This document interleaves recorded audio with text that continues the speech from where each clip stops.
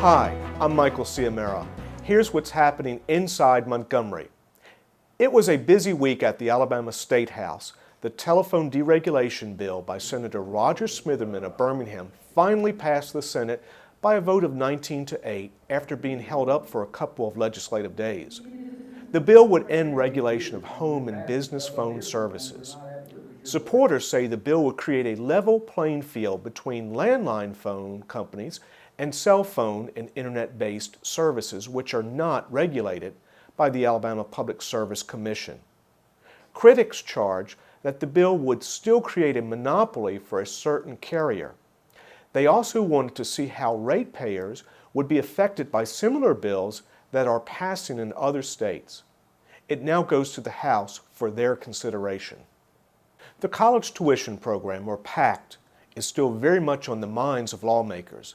As we mentioned last week, several bills are starting to emerge as attempts to prop up the alien investment program. Senator Scott Beeson of Gardendale and Representative Robert Bentley of Tuscaloosa advanced a plan they say is a better solution. Their proposal will move the PACT program's assets from the overly heavy investments in the stock market to a more stable annuity fund. Representative Bentley explains the details. Basically, an annuity is with an individual, but I have spoken with some of the larger insurance companies recently, and they felt that we could allow the treasurer to be the annuitant and allow the fund, and we're going to call it the PAC Stabilization Fund, allow the fund to be the recipient of that money. What we have is a program where it will not require a state bailout. House Republicans were challenged to come up with an alternative to the grocery tax bill they voted against at least 4 times this session.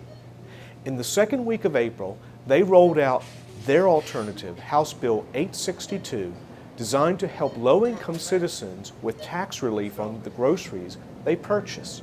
Representative Dwayne Bridges of Valley and Representative Paul DeMarco of Homewood proposed giving lower-income citizens a grocery tax credit.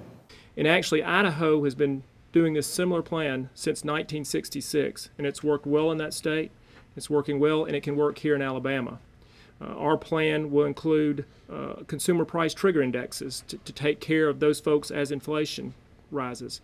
And because it is an income tax rebate based upon adjusted gross income, this legislation does not attempt to define the word food, which has proven to be a problem in other states that wish to exempt groceries. The refundable income tax rebate would provide $75 per person or $300 for a family of 4 in households that make less than $15,000 a year. For families that make between $15,000 and $22,000, the rebate would be $65 per person or $260 for a family of 4. Our goal with this is to reimburse the taxes, and if you do the math, I mean, in some cases they would actually be getting more than what the actual purchases of food is by a family of 4. So it would also help subsidize their taxes that they're paying on over-the-counter medicine, for instance, or other purchases. I will post more information on the Bridges DeMarco Targeted Tax Rebate Plan on our website. Thank you for watching, and please keep sending in your questions to the email address on your screen. We'll keep you informed about what is happening inside Montgomery at our website, alabamapolicy.org.